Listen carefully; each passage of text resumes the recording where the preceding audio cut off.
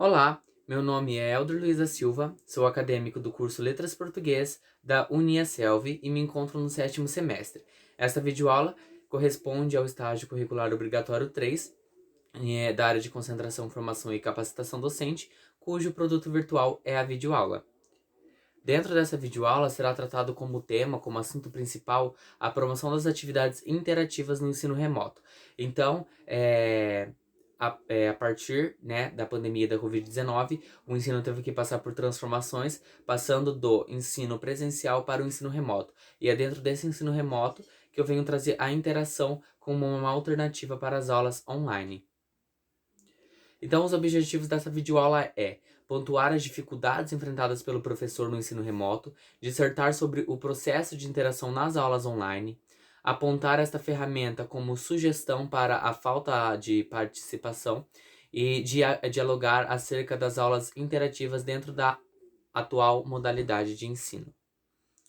Então, a interação em sala de aula, né? O que é interação? Então, aqui Coracini fala assim, que o termo interação, ela remete, segundo o dicionário Aurélio, a uma ação que exerce mutuamente entre duas ou mais coisas ou duas ou mais pessoas, ação recíproca. E aqui, já logo embaixo, vem dizendo que conforme, né, citado anteriormente ali pelo autor, a ação conjunta entre professor e aluno, que é a partir daí, dessa afirmativa, que se intenciona em construir as aulas online, buscando desta ferramenta para solucionar, pelo menos em uma parte, o problema que paira sobre as aulas remotas, sobre o silêncio e a falta de participação, do aluno, o acômodo no aprendizado e a conformidade dos alunos e da equipe pedagógica sobre essa situação. Então, o que aconteceu, né? A partir dessas transformações do presencial para o remoto, muitos professores que não tinham tido nunca essa experiência do aprendizado remoto ficaram meio deslocados sem saber como proceder com essa nova situação, né? Então aqui muitas vezes a partir desse despreparo não intencional, obviamente, mas devido ao fato de que isso surgiu de repente, né? Então, devido a esse despreparo, o aluno também, ele acaba se acomodando, então ele entra na sala de aula, ele não liga a câmera, e ele fica naquele comodismo ali, e o professor muitas vezes não sabe solucionar esse problema. Então é isso que essa videoaula objetiva ali pra frente, né? Mais especificamente em tratar sobre esse assunto. Aqui, Lev Vygotsky defende o aprendizado através do uso da linguagem como promoção de conhecimento, construídas a partir da interação, né? Então é isso que a gente vai trabalhar, a interação. Vygotsky sempre defendeu em seus estudos que a criança ela aprende através da interação, né? Através do contato. Ele até fala um pouco sobre a zona de desenvolvimento proximal. Não vou aqui explanar sobre isso para não ficar extenso, né? E não fugir dos slides, mas que a criança aprende com o contato com o próximo, né? Então ali é uma figura mais experiente que vai guiar aquele, digamos assim, menos experiente para o caminho do conhecimento, né? Que ajuda a trilhar. Então é um diálogo entre o professor e entre o aluno, né? A interação entre ambos os agentes ali, ambos os indivíduos que promovem o conhecimento. Então ele diz assim, segundo o pesquisador, o conhecimento se forma na interação entre dois indivíduos, igual eu citei anteriormente, no caso da sala de aula, entre aluno, professor e aluno, e assim sucessivamente. Com conhecimento e habilidade mais ampla, que guiará o outro menos preparado, como eu falei, para a aquisição do conhecimento. Esse aprendizado, entretanto, não se dá de forma passiva, mas na comunicação e na interação entre ambas as partes. E aqui nas palavras de Santos, citando aqui Santos, Vygotsky faz uma compreensão da linguagem que ultrapassa sua função linguística, ou seja, a linguagem ela vai muito mais do que somente uma comunicação, né? Ela vai da interação, da transmissão de conhecimentos, a transmissão de saberes, de experiências, tomando um papel ainda maior como promoção e construção do conhecimento do sujeito. Para este, através do uso linguístico da fala, ele desempenha um fenômeno interativo que dá origem à construção social e cultural. E dentro desse, desse contexto de interação na sala de aula, né, foi pensado como uma maneira de quebrar, digamos assim, um gelo que paira ali, né? Esse problema da falta da participação dos alunos, da falta da participação do professor com os alunos, do aluno com o professor dentro da sala de aula. Como eu citei anteriormente, né? Houve um acúmulo muito grande nessa situação, porque o professor não tinha nem como saber se o aluno realmente estava participando ativamente ali da sua sala de aula, né? Porque ele desligava a câmera, ele não falava. Quando ele responde alguma coisa na aula, é para confirmar sua presença ali, mas não se sabe se realmente esse aluno está participando efetivamente, né? E o professor fica até mesmo com um sentimento de insuficiência, né? Ele prepara uma aula e não sabe se ela está sendo realmente assistida, se o aluno está aprendendo, enfim, surge ali uma insegurança das duas partes. O aluno que é prejudicado e o professor também. Então, a partir desse contexto, foi pensado em promover planos de aulas interativos que dinamizam, objetivando romper mesmo com este silêncio e essa falta de participação no ensino remoto. Aqui, alguns planos de aula que eu desenvolvi no meu projeto de estágio. E todos esses planos de aulas, eles objetivam, né, promover essa interação ali entre o professor e o aluno, entre aluno e assim vai. Então, a primeira é a sala de aula invertida. Quais são os objetivos da sala de aula invertida? Então, é proporcionar autonomia na construção do conhecimento, instigar o aluno à pesquisa e à busca pelo aprendizado e fomentar o desenvolvimento da oralidade, autonomia sobre o conteúdo que o discente irá explanar. Então, a sala de aula, basicamente, o professor vai delimitar um tema, um conteúdo da sua grade curricular ali, para que o aluno explane, né? Então, ele vai indicar, por exemplo, gêneros textuais. Um exemplo, carta. O aluno vai para casa, né? O professor vai dar um prazo para esse aluno. Vai para casa não, né? Ele já estará em casa. Lembrando que esse plano de aula é para o ensino remoto. Então, ele dará um prazo para esse aluno pesquisar. E após a aquisição do conhecimento, após a data marcada pelo professor, ele irá explanar para a sala de aula o que é aquele conteúdo, aquele tema. É, digamos, uma apresentação de trabalho mesmo, né? Mas aqui vai ser algo mais dinâmico. E o professor, claro, caso o aluno esteja equivocado ou falte alguma informação complementar, o professor pode e deve fazer isso, né? Então, poemas, contos e crônicas. Os objetivos aqui são promover o conhecimento literário, fomentar o contato do aluno com a arte escrita e oportunizar o processo de humanização e a sensibilização por meio da literatura. Este é meu favorito, né? Então, o professor ali em sala de aula, ele vai pedir para que a turma, né, cada um escolha um poema, um conto, uma crônica, o gênero ali que ele mais se identificar. E após essa escolha, de preferência, né, claro, que seja literatura brasileira. Então, após essa escolha, o aluno irá declamar, no caso dos poemas, ou narrar, no caso dos contos e das crônicas, em sala de aula, esta apresentação daquilo que ele escolheu, né? E o professor pode até sugerir mesmo que ele também explique o porquê, né, aquele poema, aquele conto, aquela crônica chamou a atenção dele, qual ponto que tocou ele, né? Essa é uma atividade bem legal porque além de promover conhecimento cultural, né, instigar o conhecimento cultural do aluno sobre a arte literária, ele também conhece a si, né? Ele conhece a si, ele conhece sobre os seus sentimentos e ali ele explana um pouquinho disso e se conhece melhor também, se reconhece, né? E faz ter essa reflexão interna ali mesmo, essa subjetividade faz realçar.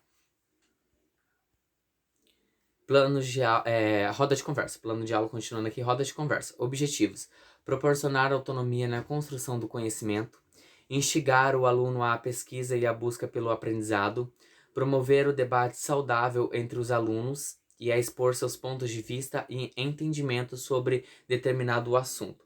Então, a roda de conversa, basicamente, o professor vai explanar, vai expor ali um conteúdo, né? E após este conteúdo ter explanado, ele irá fazer uma roda de conversa, é claro que tudo no virtual, lembrando, né? Ressaltando ali, tudo no virtual. E ele vai debater. Ele pode até separar grupo A, grupo B, 1 e 2.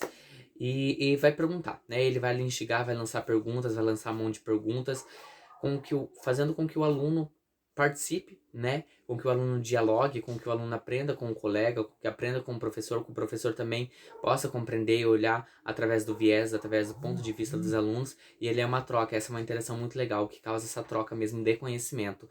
Digamos que o professor vai usar o tema Semana da Arte Moderna, né? Dali ele pode tirar vários assuntos ali para promover esse debate, essa roda de conversa. O próximo é jogo das perguntas e respostas. Os objetivos são promover um aprendizado de forma lúdica e divertido, dinamizar o processo de avaliação e fomentar a participação e a colaboração em grupo. Até no meu projeto de estágio eu coloquei que ela pode ser até uma atividade avaliativa essa, né? É bem interessante porque é o seguinte, o professor nessa atividade ele vai separar em grupos, né? Essa ele tem que separar, grupo A e B, de preferência que seja um só, e ali, simultaneamente, para os dois grupos, ele vai fazer uma pergunta só, para os dois grupos no mesmo tempo, né? Depois de um conteúdo aplicado, explanado, de ter sido estudado este tema em sala de aula, o professor pode fazer esse jogo aí. E aquele que responder primeiro, marca ponto, né? E dentro deste jogo das perguntas e respostas, é muito legal porque os alunos ali vão colaborando, né? E eles vão conversando ali para buscar essa resposta, mesmo que eles não saibam, eles vão pesquisar juntos, né? E ele vai conseguir chegar ali a um objetivo. Lembrando que estes pontos não quer dizer notas. Ali mesmo é para instigar e para fomentar este aprendizado, essa pesquisa e essa participação na sala de aula. Então, se o professor achar justo, né? Se ele observar que ambos os grupos, todos os integrantes de cada grupo participou ativamente dessa atividade, ele pode dar a nota máxima ali, ele pode, enfim, a nota vai de cada professor achar que merece conforme condiz ali com a participação de cada um. E por último, é os planos de... perdão, gente, li novamente aqui o título. Mas o próximo é Gêneros Textuais, que é a carta pessoal. Os gêneros textuais nós sabemos que são muito, muito amplos e acaba às vezes se tornando até meio maçante de se trabalhar em sala de aula. Porém, aqui a gente selecionou a carta porque o professor pode ir intercalando ali essas atividades para não ficar algo tão maçante, né? Então, os objetivos deste plano de aula é fomentar o desenvolvimento da escrita, apresentar o gênero textual carta e colocar em prática este gênero textual de maneira que envolva toda a sala de aula. Então, o que o professor pode fazer através da carta pessoal, através deste gênero textual? Ele pode pedir, né, claro, isso tudo após essas atividades, após a explanação, após a explicação do conteúdo em sala de aula, ele pode lançar mão, perdão, dessas atividades ali. Então, ele vai pedir né, isso, claro, vai mudar de professor para professor, mas aqui neste plano de aula, a sugestão ele vai pedir que o aluno escreva para uma futura geração, ou de filhos, ou uma futura geração mesmo que vem daqui 10, 15, 20 anos, que o aluno escreva sobre o cenário político de 2022, né? Sabemos que vivemos um cenário político bem complexo, bem complicado, que as coisas estão em atrito, então é bem interessante o aluno redigir esta carta como uma futura geração. Lembrando que a carta pessoal, o aluno pode depositar ali seus sentimentos e suas emoções, né? O nome o nome próprio já diz, carta pessoal. Então ali é algo bem legal, que ele pode expor seus sentimentos, expor sua visão de mundo e ainda, caso o aluno deseje, né, ele pode entregar daqui 10, 20, 15 anos para uma geração futura de filhos, né? Ou ele mesmo pode guardar para ele e daqui a alguns anos ele vai relembrar. E eu tenho certeza que dinamizando, né, fazendo essa atividade, ele não vai esquecer. Isso vai ficar gravado na mente dele, né? É algo que faz com que o aprendizado seja fomentado mesmo, com a participação de cada um. Então é bem interessante. E também, claro, o professor pode deixar à vontade, se alguém quiser se abrir, se alguém quiser ler essa carta em sala de aula, fica à vontade, mas também não deve obrigar o aluno a ler. Afinal, é uma carta pessoal e talvez ali ele deposite coisas que ele não queira que ninguém mais saiba, somente ele. Então, resumo. Como debatido anteriormente, o processo interativo em sala de aula é de suma importância devido ao fato de que, segundo Vygotsky, é através dele que se aprende, né? Na troca de conhecimentos e no diálogo com o próximo. Dessa forma, incluir esta ferramenta no ambiente escolar é indispensável na formação do discente enquanto conhecedor e indivíduo social. Como eu já falei anteriormente, a interação ela já deveria, né, existir, ela deve ser ferramenta principal dentro ali do ensino remoto, mas sabemos que muitas vezes ela não é usada, é descartada, né, e enfim. mas dentro da sala de aula eu quis mesmo trazer, da sala de aula remota, eu quis trazer a interação como uma maneira de contribuir para que rompesse, né, ou acabasse pelo menos em parte com esses problemas ali da falta de participação nas salas de aula. Então já no aprendizado remoto, é isso que eu acabei de falar, este método foi pensado na intenção, de potencializar as aulas, tirar o aluno do comodismo, do silêncio, das câmeras desligadas, fomentando a participação ativa na construção do conhecimento. Portanto, para lançar mão deste método nas aulas online, o professor também deve sair do seu comodismo e repensar na sua aplicação pedagógica. Este deve considerar a modificação que o ensino passou ao migrar do presencial para o remoto, e na mesma intensidade as práticas pedagógicas também sofrem modificações, se tornando, dessa forma, inviáveis algumas que antes eram usadas. Destarte, a ação de aprender a aprender deve fazer parte da vida do docente neste cenário, abrindo mão daquilo que já não mais se encaixa e estar aberto a aprender novas coisas, objetivando desenvolver uma aula remota da melhor forma possível. Eu gosto muito desse conceito de aprender a aprender, né? O que é aprender a aprender? É aprender novamente a adquirir novos conhecimentos, né? É nos possibilitar de forma a repensar, né? A repensar no aprendizado, a repensar naquilo que sabemos e aprender novamente. É algo bem legal. E o professor nunca pode esquecer isso, né? Dessa ação de aprender a aprender. É essencial na formação docente, formação pedagógica. Aqui são as referências que eu usei. Coracini Maria José e Abraão Júnior Cabral Santos. Claro que no projeto e no paper foram utilizadas muitas mais outras referências, mas aqui nos slides foram isso mesmo, essas duas que eu mais utilizei. Então hoje encerramos aqui essa videoaula, espero que tenham gostado e que tenha contribuído de alguma forma para o seu planejamento em sala de aula remota, a ferramenta da interação.